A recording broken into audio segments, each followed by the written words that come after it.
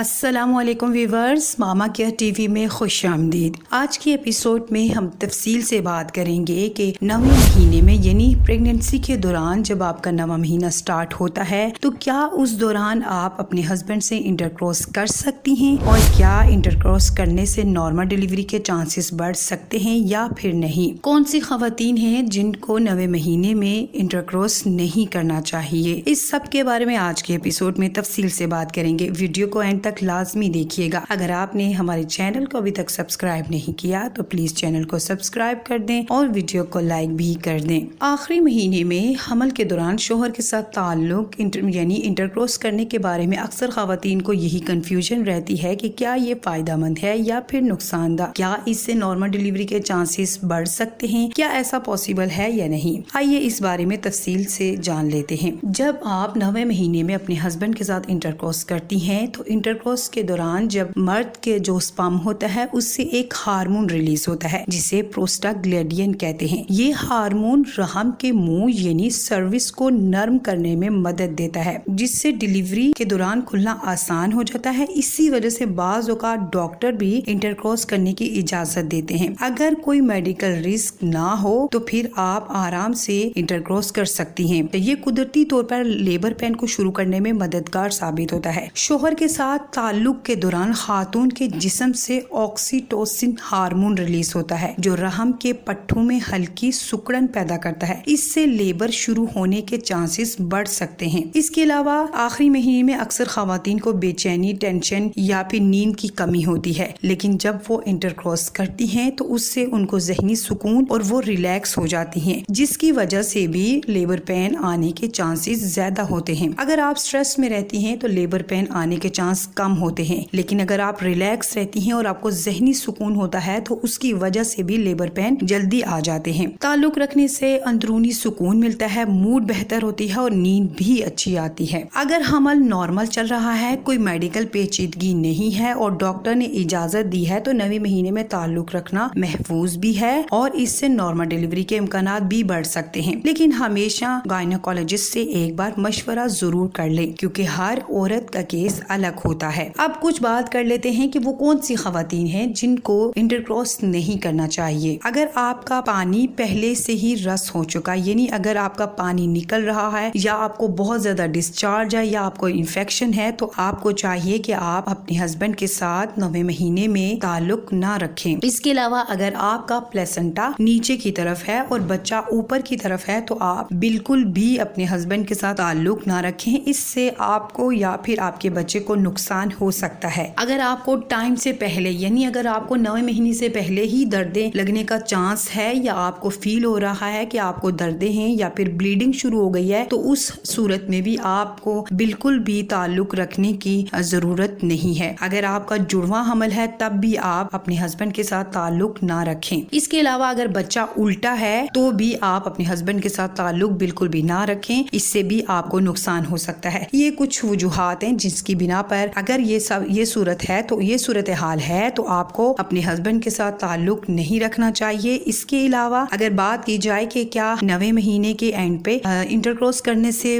Normal delivery possible ہے یا نہیں، جی ہاں بالکل پاسبل ہے۔ آپ اپنی ڈاکٹر کے مشورے سے، اور اگر آپ کو کوئی بھی مسئلہ نہیں، آپ کی پریگننسی پورے 9 مہینے اسموتھ جا رہی ہے تو آپ ایزیلی اپنے ہسبینڈ کے ساتھ انٹرکورس کر سکتی ہیں۔ آج کے ایپیسوڈ میں ہم نے تفصیل سے بات کی ہے کہ کیا پریگننسی کے آخری مہینے میں آپ اپنے ہسبینڈ کے ساتھ انٹرکورس کر سکتی ہیں، کیا اس سے نارمل ڈیلیوری ممکن ہے اور کن خواتین کو نہیں کرنی چاہیے۔ اس سب کے بارے میں ہم نے آج کے ایپیسوڈ میں تفصیل سے جاننے کی کوشش کی ہے۔ امید ہے آپ کو ہماری آج کے ایپیسوڈ سے کافی ہیلپ ملی ہوگی۔ اپنا اور اپنے بچے کا بہت سارا خیال رکھیے گا۔